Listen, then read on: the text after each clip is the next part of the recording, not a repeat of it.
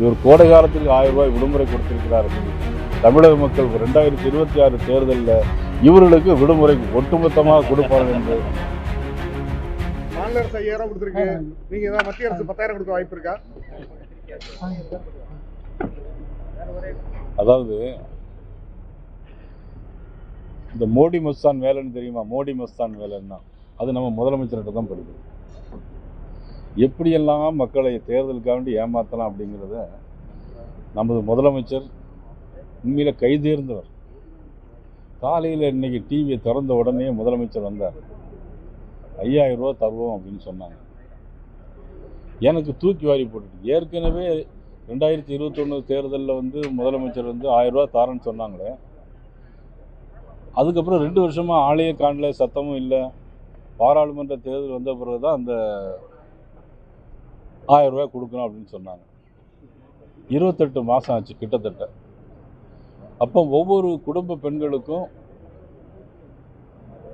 அதுலேயும் பார்த்தீங்கன்னா ஒரு சிலருக்கு தான் கொடுத்தாங்க.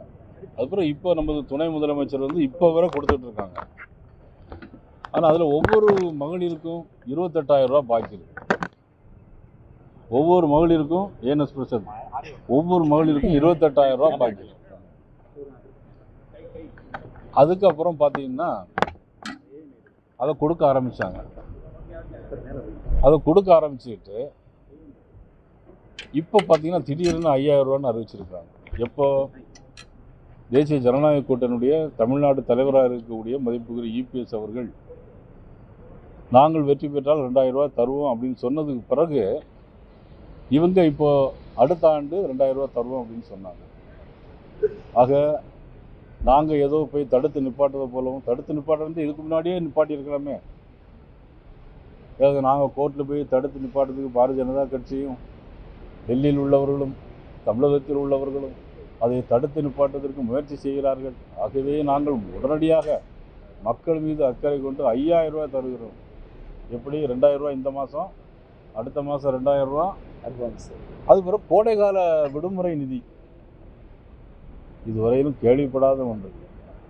உண்மையில் நான் சம்மதிக்கிறேன் முதலமைச்சர். நீங்கள் போன வருஷம் கோடைகால விடுமுறை நீங்கள் இந்த பத்திரிகை நிபுணர்கள் யாராவது வாங்கியிருக்கீங்களா? அதுக்கு முந்தின வருஷம் அந்த கோடைகால விடுமுறைக்கு 1000 ரூபா வாங்கியிருக்கீங்களா?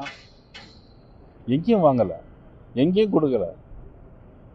ஆனால் இந்த தடவை மட்டும் ஏன் 1000 ரூபா கொடுக்குறீங்க, 2000 சொல்லி 5000 ரூபா கொடுக்குறீங்க அப்படின்னா தேர்தலுக்கான அச்சாரம். தேர்தலுக்கான அச்சாரம். அது பீகாரை பார்த்து தமிழ்நாட்டில் அப்படி செய்கிறாங்களா? பீகாரில் 10,000 ரூபா கொடுக்கப்பட்டுச்சு, அதை பார்த்து தான் இப்போ தமிழ்நாட்டில் செய்கிறாங்க. என்னை பொறுத்தவரை எப்படின்னா, இந்த 5000 ரூபாய்க்கு பின்னால் என்னெல்லாம் இருக்குது தெரியுமா? இந்த 5000 ரூபாய்க்கு பின்னால் தமிழ்நாடு முழுவதும் பள்ளிக்கூடத்தில் கஞ்சா இந்த விற்பனை மறைக்கிறதுக்கு இந்த 5000. பெண்களுக்கு எதிரான பாலியல் வன்கொடுமை 55%. இந்த 5000க்கு பின்னால் அதெல்லாம் மறைக்கிறது. இன்றைக்கி ஈரோடு, திருச்செங்கோடு பகுதியிலெல்லாம் தோட்டத்தில் யாரும் வசிக்க முடியல. வயதானவர்கள கையை காலை துண்டு துண்டாக வெட்டி காதை கடித்து கம்மல்லேருந்து அத்துட்டு போயிடுறாங்க. இதை மறைக்கிறதுக்கு 5000 ரூபா. இப்படி தான் இந்த நாட்டில் நடக்கக்கூடிய சட்ட ஒழுங்கு சீர்கேடு, போதைப்பொருள் இதெல்லாம் மறைப்பதற்கு இன்றைக்கி 5000 ரூபா கொடுக்குறாங்க. இந்த 5000 ரூபாயும் எப்போ கொடுப்பாங்க? வர முடியாது. ஆனால் ஒருவேளை எப்போ தெரியுமா கொடுப்பாங்க? ஒருவேளை 2021 பாராளுமன்ற தேர்தல் வருதுல்ல, அப்போ தான் கொடுப்பாங்க. ஒருவேளை அது வரைக்கும் இந்த 5000 ரூபா எப்படி இருக்கும்? சரி, உங்களுக்கு இன்னொரு கேள்வி. போன வருஷம் பொங்கலுக்கு ரூபா கொடுத்தாங்களா? இல்லை. அதுக்கு முந்தின வருஷம் பொங்கலுக்கு ரூபா கொடுத்தாங்களா? இல்லை.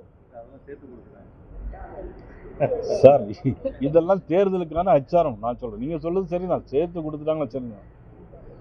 அப்போ ஒன்று செய்வாரா?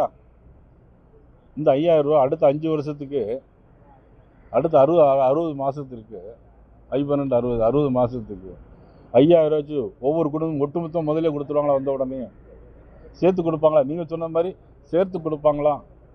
இதெல்லாம் தேர்தலுக்கான ஒரு அச்சாரம். ஆனால் யாரும் மக்களின்மை ஏமாற தயாராக இல்லை. ஆகவே இவர் கோடை காலத்திற்கு 1000 ரூபாய் விடுமுறை கொடுத்திருக்கிறார்கள். தமிழக மக்கள் 2026 தேர்தலில் இவர்களுக்கு விடுமுறை ஒட்டுமொத்தமாக கொடுப்பார்கள் என்று நான் சொல்லிக் கொள்கிறேன். அறிந்து கொள்ள கீழ்கண்ட கேபிள் மற்றும் டிடிஹெச் நெட்வொர்க்குகளில் எம் நாடு செய்தி தொலைக்காட்சியை காணுங்கள். பாதகம் செய்பவரை கண்டால் நாம் பயம் கொள்ளலாகாது பாப்பா. மோதி மிதித்து விடு பாப்பா, அவர் முகத்தில் உமிழ்ந்து விடு பாப்பா. அண்மை செய்திகளை உடனுக்குடன் தெரிந்து கொள்ள இணைந்திருங்கள் எம் நாடு தொலைக்காட்சியுடன்.